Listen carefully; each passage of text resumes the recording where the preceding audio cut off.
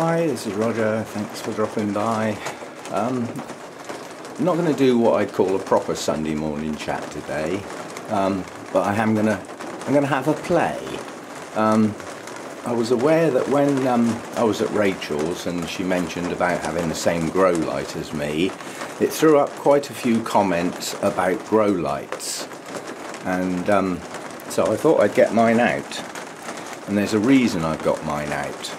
So before you all start thinking about talking about your grow lights, especially LED grow lights, I thought I'd show you something.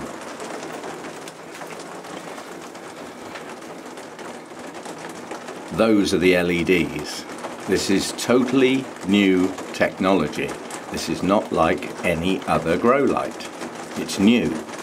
Those are the LEDs, those tiny, tiny little squares. Yeah? And it covers the full spectrum. So in theory, when I turn it on, it's a really dull day today. It was raining all day yesterday and it looks like it's going to rain a lot of today. But what I wanted to do is turn it on in what I'd call low light conditions. It's the sort of level of light where things aren't going to grow much.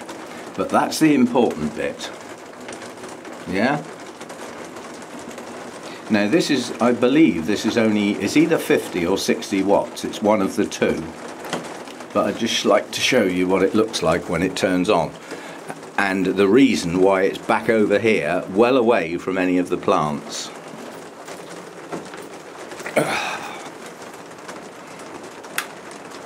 That's why it's back over here. It's lighting up the whole grow room. And although it does have a slight purple glow, I can still film. I'm going to cast a shadow now, aren't I? But you can see that the leaves are still green. Blooms are still showing something like their true colour. Yeah? It's different. It's just not the same.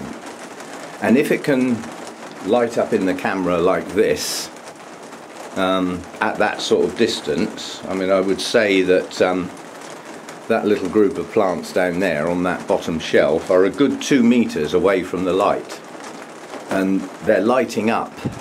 Yeah. Now I don't know whether that's strong enough to activate growth as opposed to when it's not on, which is that.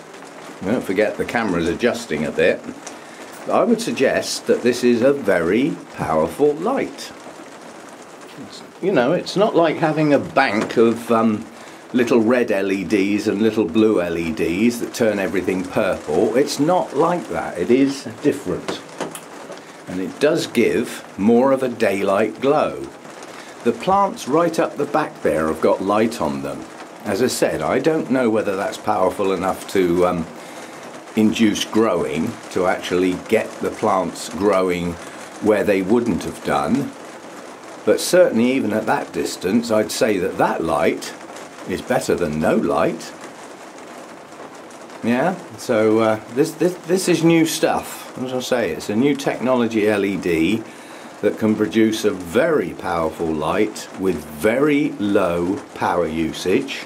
Combination of the two, pretty good stuff. Yeah. We don't like using all our lecky up, do we?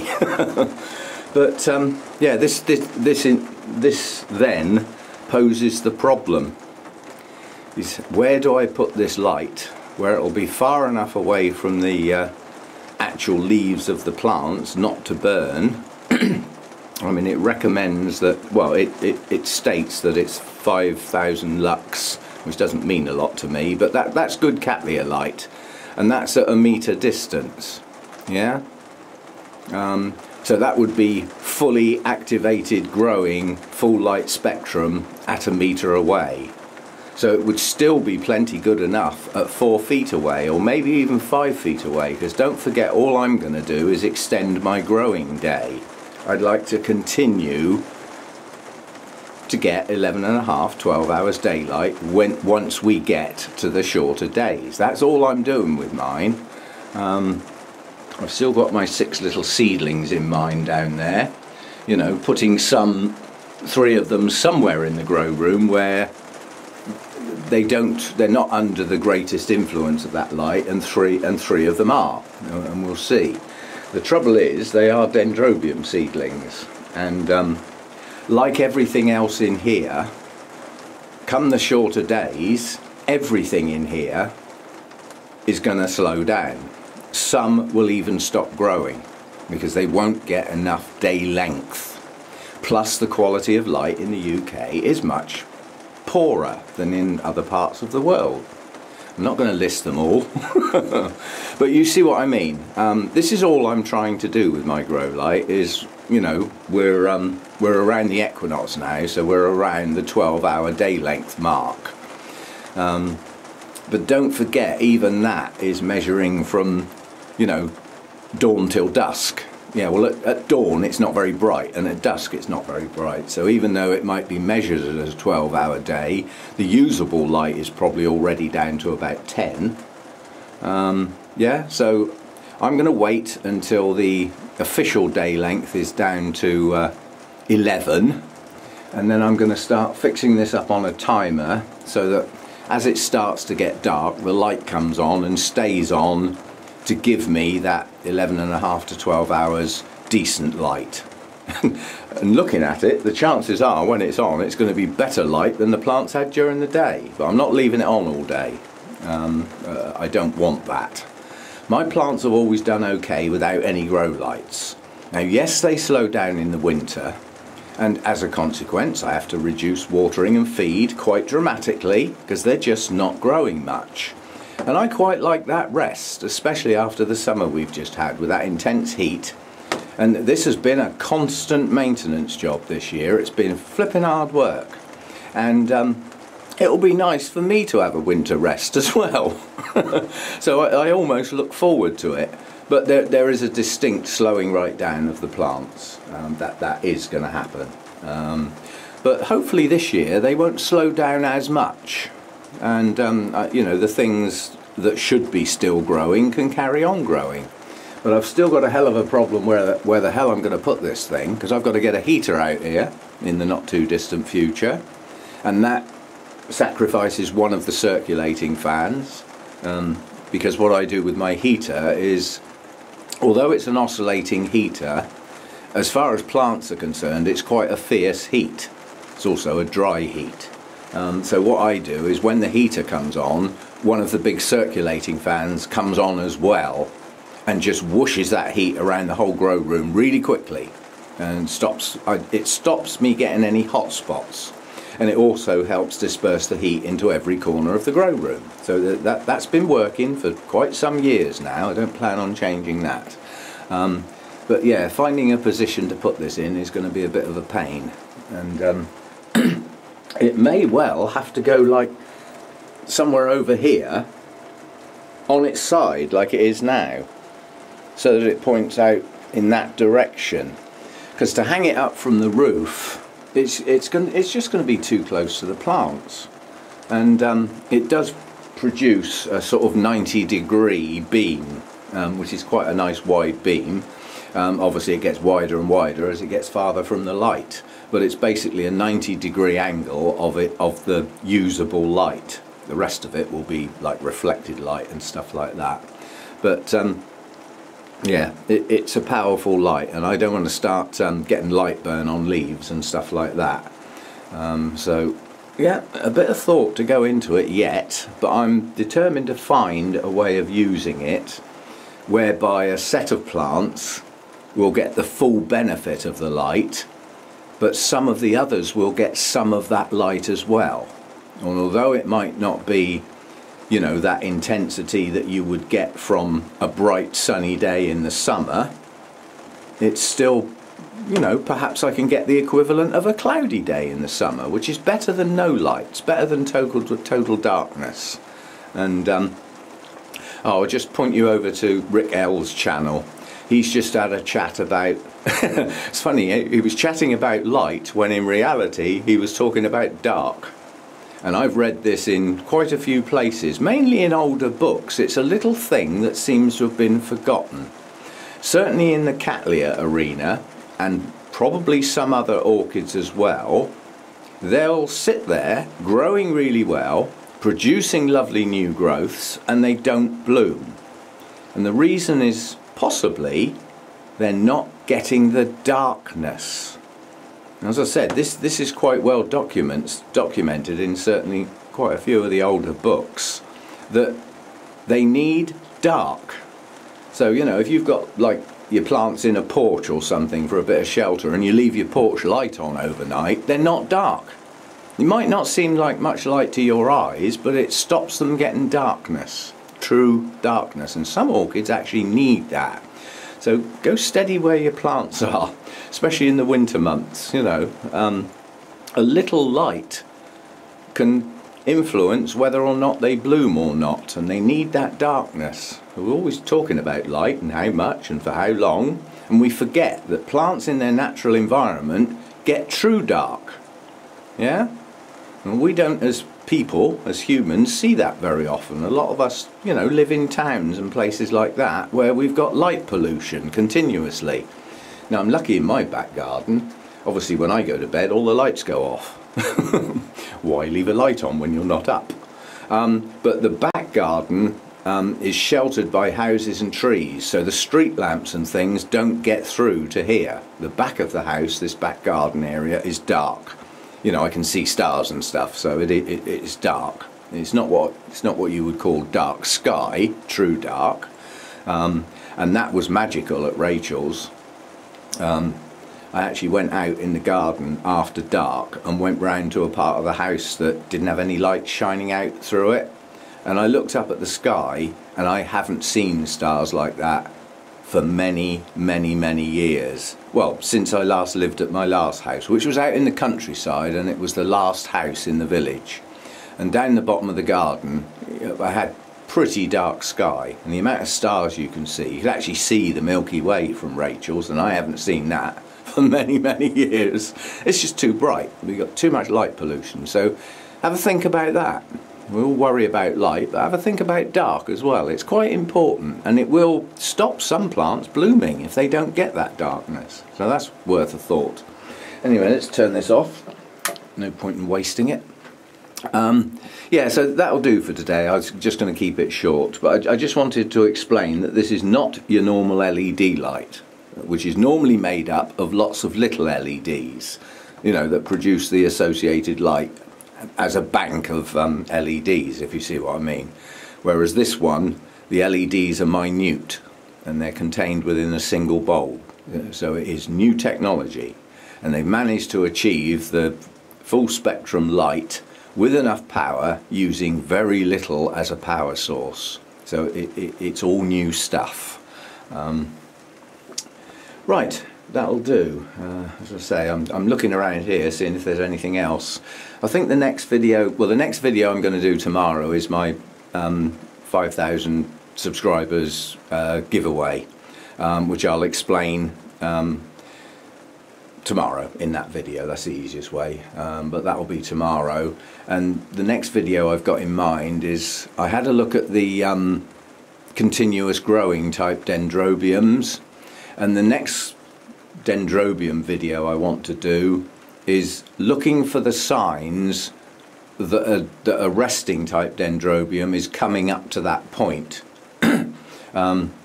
They will tell you there are signs, and they're quite easy to spot, but they are worth looking out for. And I've got a few resting dendrobiums that are relatively new to me that are not getting rested this winter because they're too busy growing, and I don't want those growths to stall and be inferior to the length they should get to. So I'm going to do my best to keep some of them actually growing on through the winter.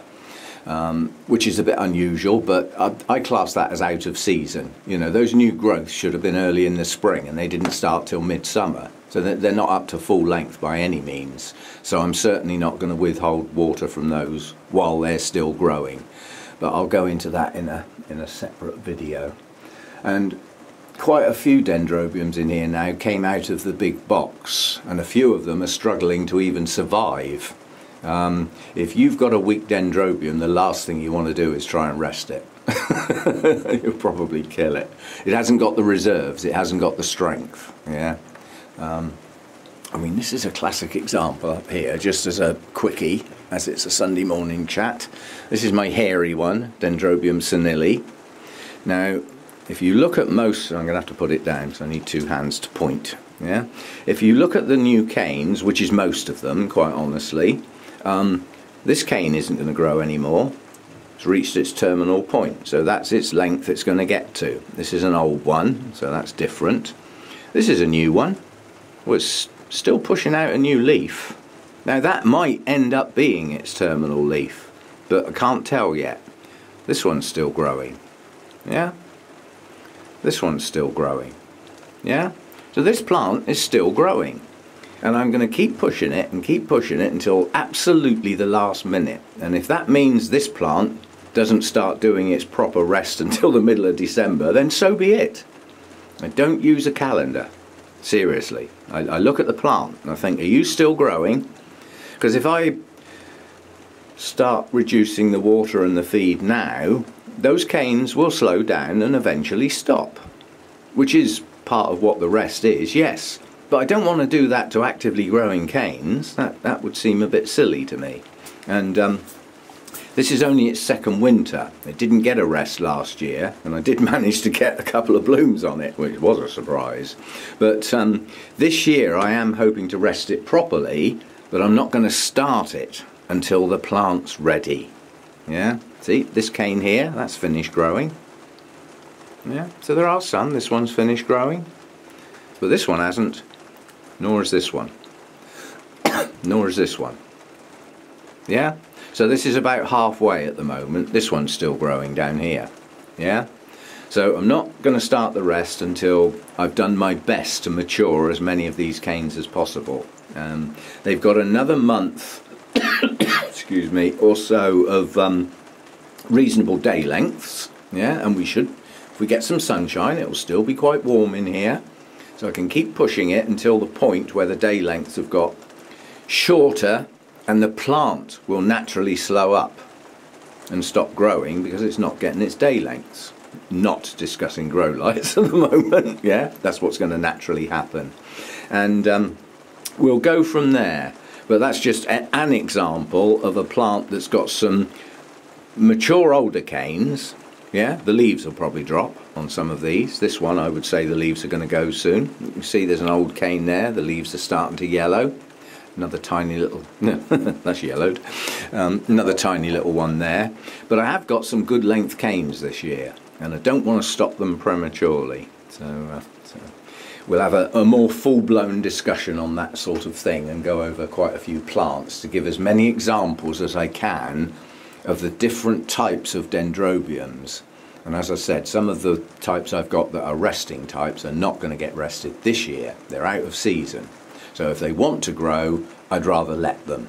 And then they'll build up their strength. They'll push out even more new growths during the next growing season next year. Then when we get to autumn next year, they'll be fit as a butcher's dog and ready to go into a rest. And hopefully we can get some mass bloomings as a result of that. So I'll go into that later.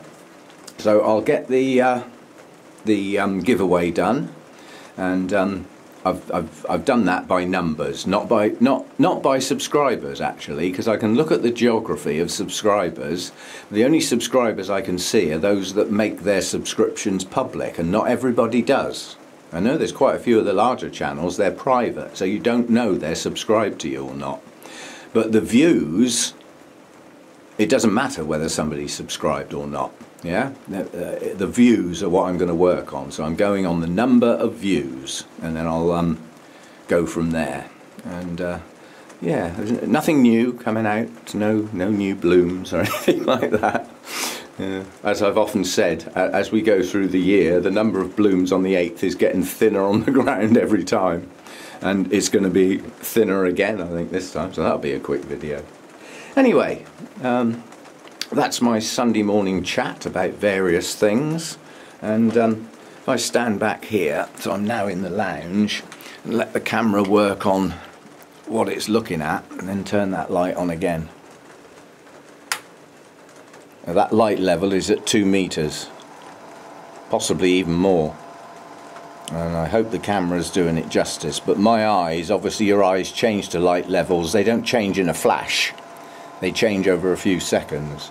My eyes are telling me that that's pretty bright, even at that distance. Yep, so as I say, new technology and a new winter for me. First time I've ever had artificial lighting of some sort. All I've got to do is work out how the hell to use it. Yeah. If it was a normal sort of LED bank, I could stick it up in the roof and, you know, I wouldn't worry so much about actually getting light burn on the leaves, because they're not as powerful as that is. Yeah, I mean, I've seen people with LED grow lights with the little, you know, the little red bits and the little blue bits and some white bits in there, you know, and they've got their plants about 18 inches below them. You know, I need to be a bare minimum of 1 metre away with this light, bare minimum. And I think, you know, given the power, I need to be further away than that. I don't want that level of light during the winter months. You know, I'd rather have more like a dull summer's day rather than a bright summer's day, because I think it'll be too much. Because the trouble is, unless I have it on all the time, we're going to get a lot of dull days in the winter. So when I turn this on, it's like the sun comes out, but only for the extension of the day length, not for the whole day. So in theory, as the day fades and it's been a dull, miserable day like this, and I turn the light on, it's as though the clouds have cleared and the sun's come out. Yeah, so it is quite an intense light. We'll have some fun with it, and I've got to do a report back to the company, you know, of how I'm going to use it and what the results are. That was part of the deal, so I'll get that done. That bit's not part of the deal, that's just showing me turning it on. So I'll see you next time, and happy growing and all that, because I get the feeling there's a few people getting a bit worried about coming into their first winter with much larger collections than the previous winter, shall we say, and, you know, some genuine resting type dendrobiums for the first time. So I will go over it bit at a time, carefully, as the season goes, rather than try and do it all at once. We'll take it gently, so as things change we can talk about them and see how we go. And I'll see you next time.